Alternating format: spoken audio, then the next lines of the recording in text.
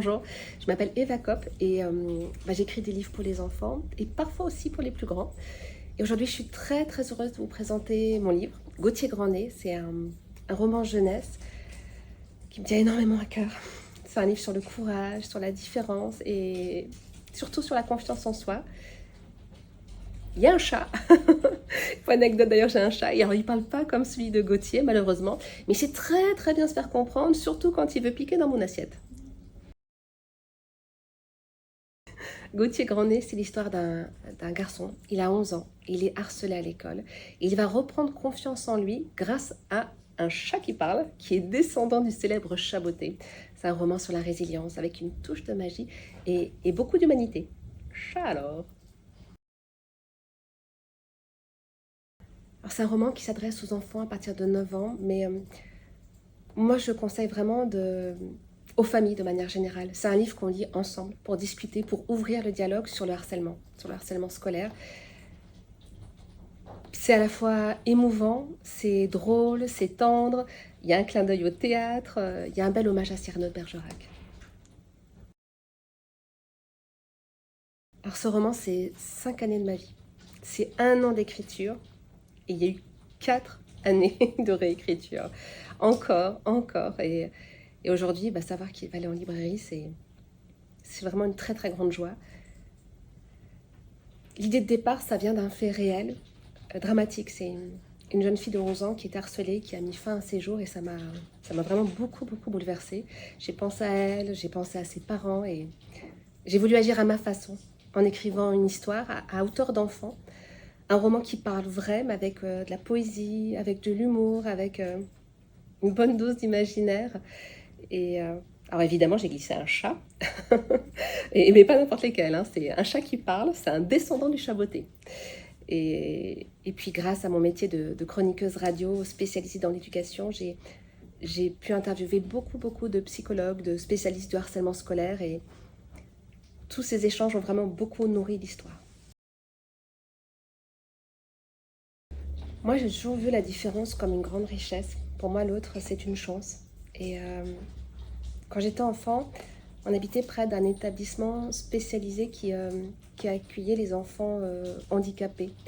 Et je me souviens, j'avais souvent envie d'aller jouer avec eux parce que j'habitais pas très loin. Genre, oui, il y avait des copains, des copines. Et on n'était pas mélangés, je trouvais ça dommage. Alors, chaque fois que je passais devant, je leur faisais coucou à travers la grille et ils me répondaient. Et voilà, j'ai regretté qu'on n'ait pas pu jouer, échanger. Et c'est peut-être ça qui est resté en moi aujourd'hui et qui me donne toujours envie de tendre la main à ceux qui sont de côté, à l'écart. Alors le titre, il est venu assez vite parce que quand j'étais pré-ado, j'avais beaucoup de boutons sur le visage et souvent, malheureusement, ils se mettaient sur le bout de mon nez et on se moquait souvent de mon nez. Donc je me suis dit, tiens, voilà, le nez, c'est vraiment un symbole de moquerie, enfin pour moi en tous les cas. Et c'est aussi un clin d'œil à Cyrano de Bergerac et j'aimais bien cette idée qu'un détail physique puisse devenir une force. Alors ce livre, ça représente la persévérance, ces 5 années de ma vie. Je suis très heureuse de savoir qu'il va aller en librairie, que les enfants vont pouvoir l'avoir dans les mains. C'est une grande joie. Et je crois que c'est le livre que j'aurais aimé lire quand j'étais enfant.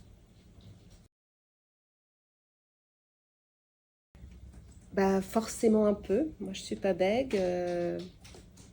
J'avais pas de chat. J'aurais bien voulu en avoir un. Mais comme Gauthier, j'adorais le théâtre. Et comme lui, j'avais parfois un peu l'impression de ne pas être à ma place. Alors, oui, quelque part, je suis derrière lui. Cyrano, Cyrano c'est le panache, c'est la noblesse du cœur, c'est l'intelligence, la sensibilité. Il aime sans rien attendre en retour. C'est beau, il nous rappelle que la véritable beauté, elle se voit pas, elle se ressent. Et j'ai l'impression qu'on a une époque où l'apparence prend une place tellement forte, c'est bien de le rappeler. Alors je l'espère avec beaucoup de douceur, avec un peu de pudeur. Il a de l'humour, même quand ça fait mal, il rêve, il observe, il doute. peut-être un peu comme quand j'étais enfant. J'ai envie de dire, il y a un peu de moi quand même là-dedans. Et sa voix, je l'ai cherchée longtemps quand même, hein. Je voulais qu'elle soit sincère, qu'elle soit touchante et qu'on ait envie de l'écouter. Bah, d'abord parce que j'adore les chats, comme beaucoup de gens.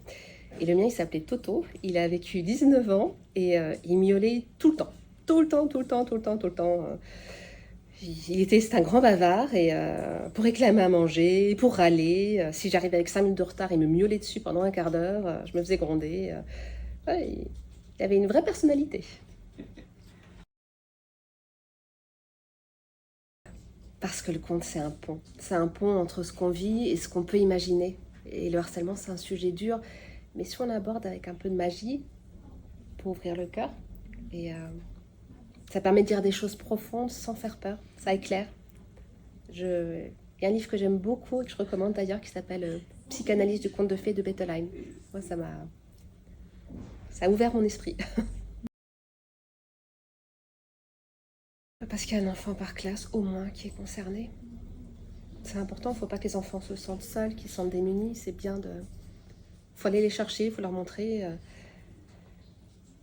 qu'on est là et que les enfants, ils ont besoin d'histoires. Et des histoires qui les aident à comprendre les autres, qui les aident à se comprendre, c'est important.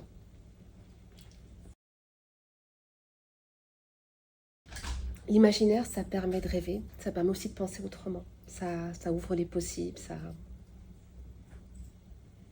Il paraît que le cerveau, il fait pas forcément la différence. Je sais pas si c'est vrai, mais qu'il fait pas forcément la différence entre l'imaginaire et la réalité. D'ailleurs, on le voit dans les rêves. Quand on rêve, sur le moment, on a l'impression que c'est vrai. Et moi, j'ai l'impression qu'en en imaginant une autre issue, on peut trouver le courage d'agir. Et dans le cadre du harcèlement scolaire, je trouve que ça a toute sa place.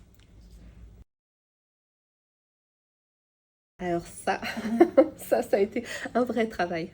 L'humour, ça permet de respirer, ça permet de prendre du recul. Et c'est souvent quand on rit qu'on est le plus touché. J'ai veillé à ce que l'humour ait une place très importante dans ce livre. Qu'on peut être différent et précieux, qu'on a le droit d'être différent, que le regard des autres ne nous définit pas. Ce qui est vrai aujourd'hui ne le sera pas demain. Ça, c'est important, surtout quand on est malheureux. Et que l'amitié, la solidarité, ça peut vraiment tout changer. Alors j'ai pensé à eux aussi. Ce livre, il a vraiment été pensé comme une porte d'entrée pour aborder le harcèlement scolaire. Je voulais que Gauthier Granet, il aide à ouvrir le dialogue, en douceur. Bah, ta différence, c'est ta richesse. Vraiment, il faut que tu la gardes précieusement et tu verras un jour, ça va devenir ta force. Bien sûr. Ah bah là, oui. J'ai très très envie de rencontrer les enfants, les classes, les médiathèques. Pourquoi pas des ateliers théâtralisés, des ateliers d'écriture. Ouais. Voilà, c'est un rôle essentiel. Le théâtre, c'est la parole libérée, ça aide à se mettre à la place de l'autre, ça à ressentir, à comprendre. Moi, j'ai l'impression que ça favorise l'empathie, la compassion. Ouais, je pense que c'est un très très bel outil pour parler du harcèlement, justement. Bah, je vous souhaite une très très belle lecture et pour celles et ceux qui traversent des moments difficiles, qui se sentent peut-être harcelés, bah, je vous envoie tout mon soutien. Vous n'êtes pas seuls.